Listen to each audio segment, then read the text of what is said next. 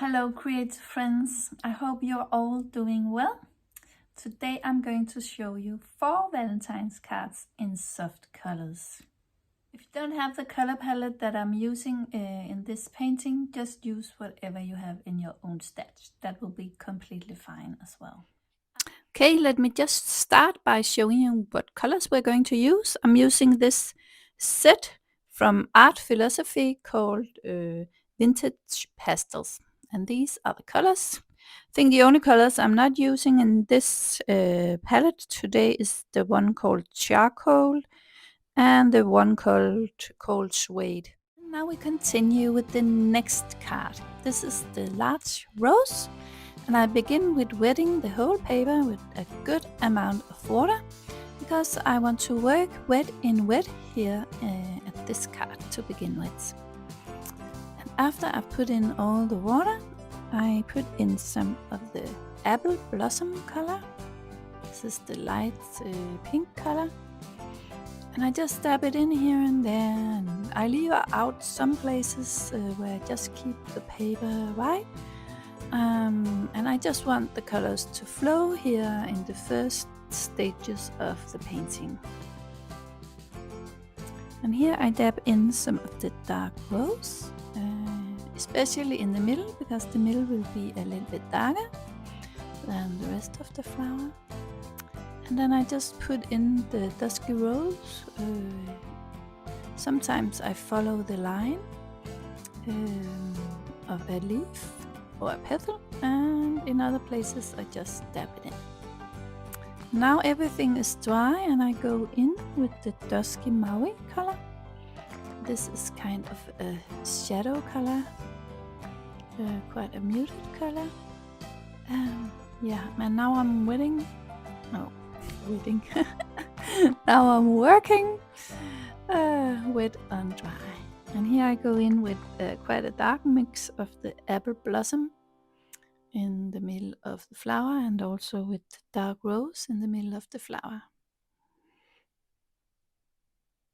And I allow those two to mix together on the paper. And then I take off some paint again. I often do that, work back and forth, because sometimes I think there's too much color on the paper. And as long as the colors are wet, you can take off paint and put in paint. So that's quite a good thing to know. And here I want to make some shadow, and I'm using the soft lila color. This is kind of the darker lila color in this palette.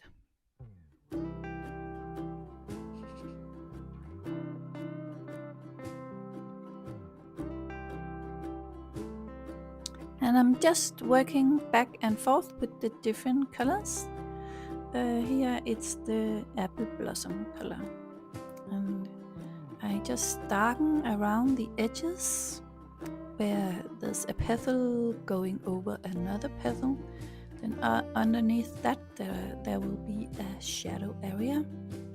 So I go in with a darker color here and there. And here on the outer edge I drop in, or I go along the edge with the dark rose, and then I take a damp clean brush and just drag the color out on the leaf, so that we will have go from dark to light. And I just work like this with the different colors all over the rose, and it's actually quite random which colors I choose.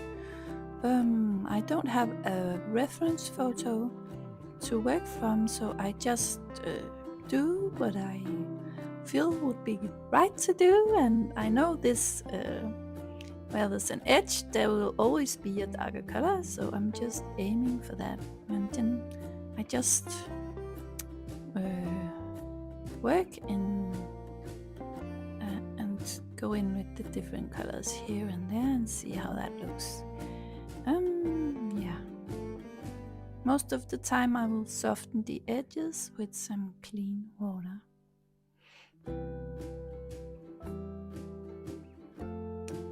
But it's supposed to be some quite easy paintings to paint.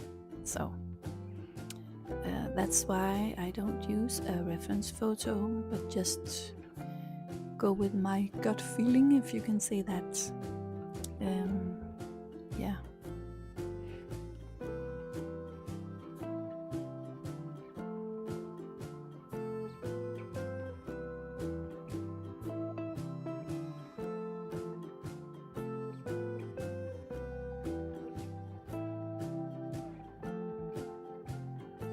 And here I'm lifting off some color to create some light in the petal.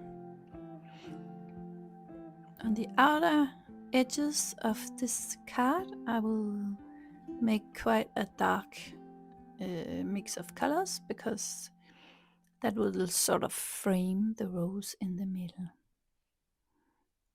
So this gut feeling that I'm talking about, it comes with practice. So the more you paint, the better you will get the hang of it. So, and it's really, when you make mistakes, that's a good thing, because you can really learn a lot from mistakes. So just want to encourage you not to lose hope, because yeah, if I can do it, you can do it, as I say in my intro video on YouTube. Once I was a beginner as well. So yeah. And here I'm working with a size 2 brush. This is so I don't put too much paint on the paper, and I can go along the edges and make some very thin lines.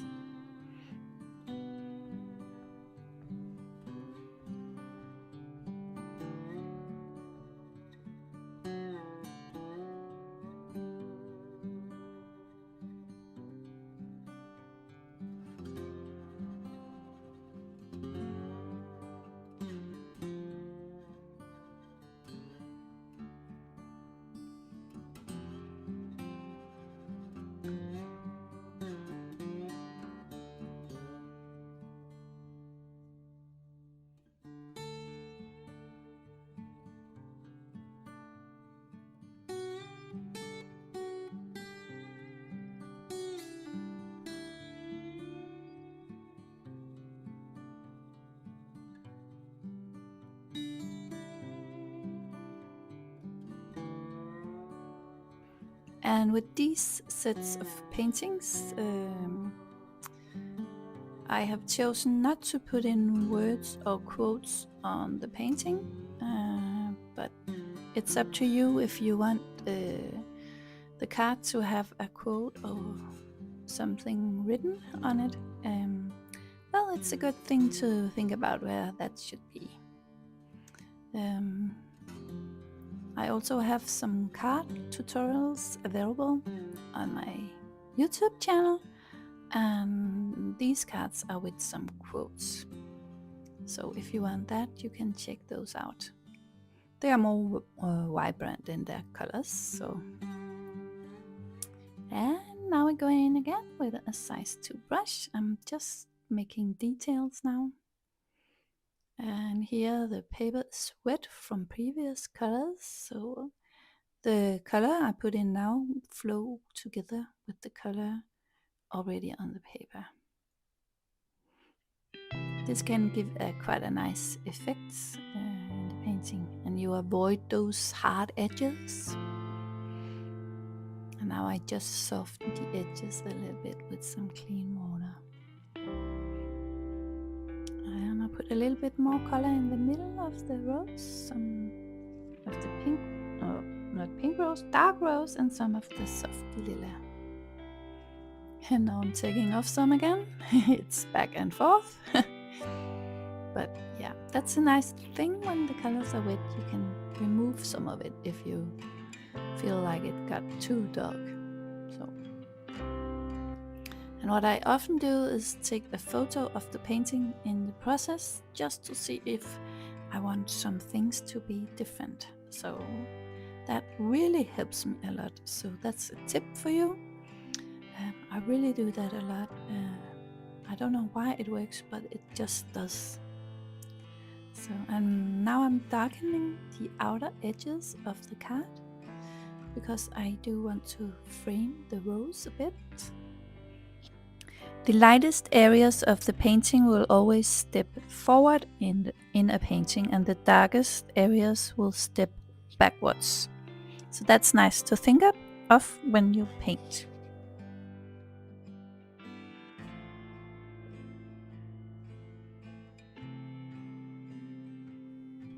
And now it's time to find your fine liners, because we're going to use those in this painting as well. Actually, we are going to use it in all paintings.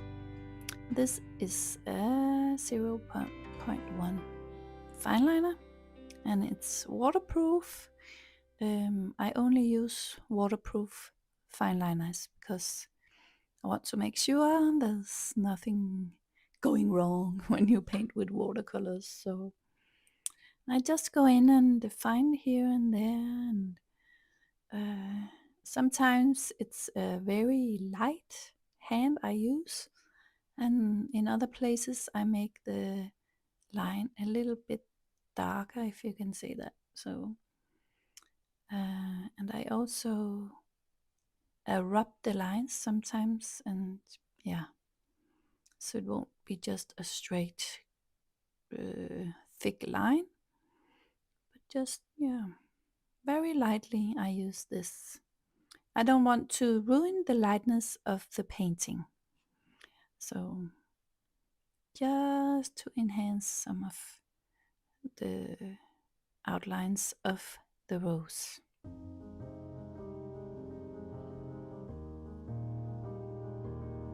There you go, the first two paintings.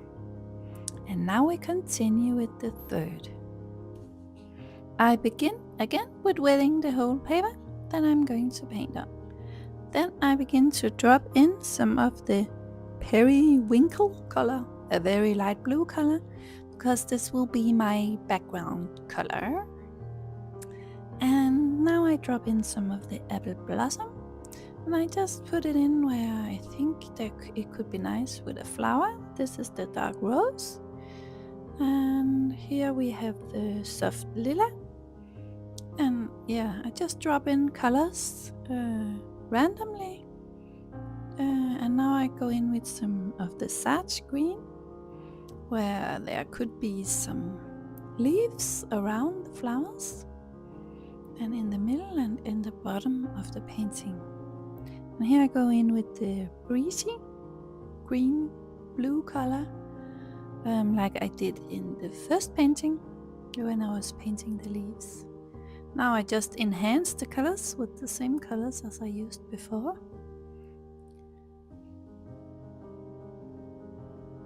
And I darken up the green a little bit with the breezy color. And I put a little more blue in the sky.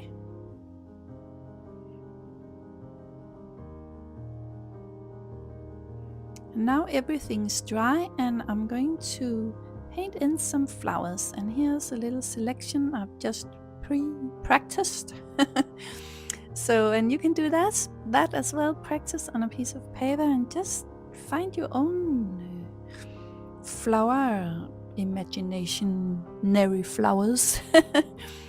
Yeah, you could also go into Pinterest and look out for some doodle flowers and see if you can get inspired from there as well. That's an option as well.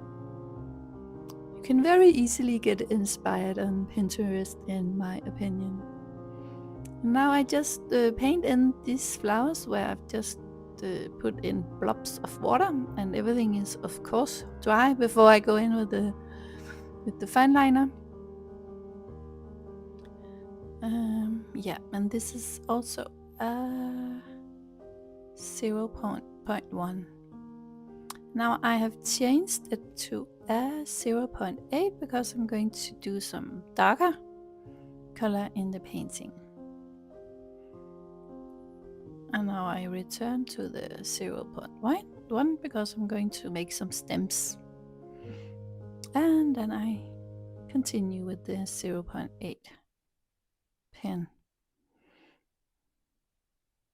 And this is very simple, but I really think this is so pretty. So, and you can use whatever colors you like and make the flowers you like. It will just look nice. You could also make more realistic flowers, and I think that will be very pretty as well. And now I just make some dots again to make it a little bit interesting. Yeah. So that was the third card, and now we continue with the fourth. And here is a size 7 brush, and I have used my spray bottle to spray the paper first. And this has a very fine mist. It's a hairdresser's spray bottle, and I just drop in soft lila color in the wet areas and some of the sage green as well. And I also do a bit of splattering. I just want the colors to flow nicely together. Yeah, and I use the spray mist on the paper and just allow the paint to go where it wants. And here I put in some golden glow because yellow and purple look very nice together. Now everything is dry and you have all these colors on the paper. So now I go in with my fine liner and then I paint in some stems.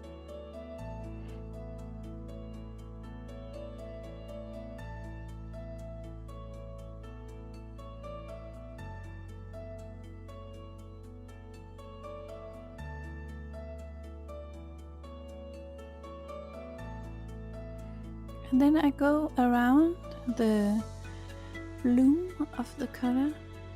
I don't know if you can say that actually. I just follow the outline of the color on the paper, and then it turns into small purple flowers. And I don't know if they look like a real flower, but I think they are very pretty. And it gives such a nice effect just to follow the paint, the edges of the paint. It looks very pretty and very light, and yeah.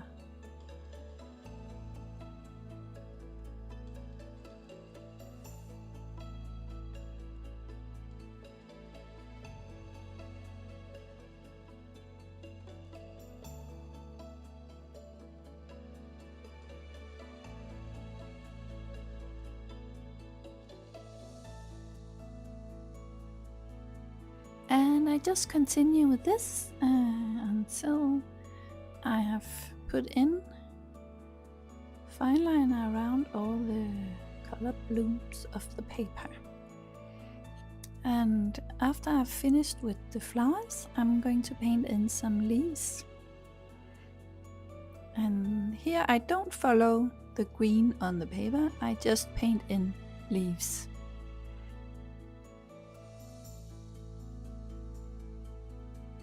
And I really love how this painting is turning out. I really think it's so pretty. And you can of course use whatever colors you like. Now I just want to paint in some butterflies, and I've just practiced first on a piece of paper. I make some smaller versions of those in the painting because I think they will be too big, but that's up to you to decide if you want the butterflies to be a little bit larger. Then I just decorate them a little bit, and yeah.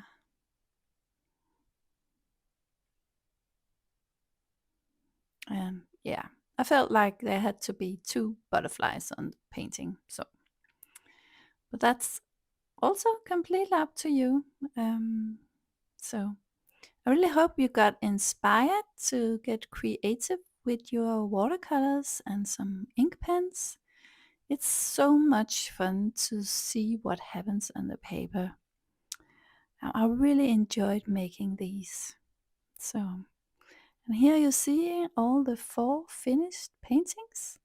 And now I have cut them up and removed the masking tape, which I always do with a hairdryer so it won't tear the paper.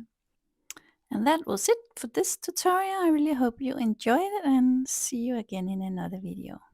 Take care everyone. Bye.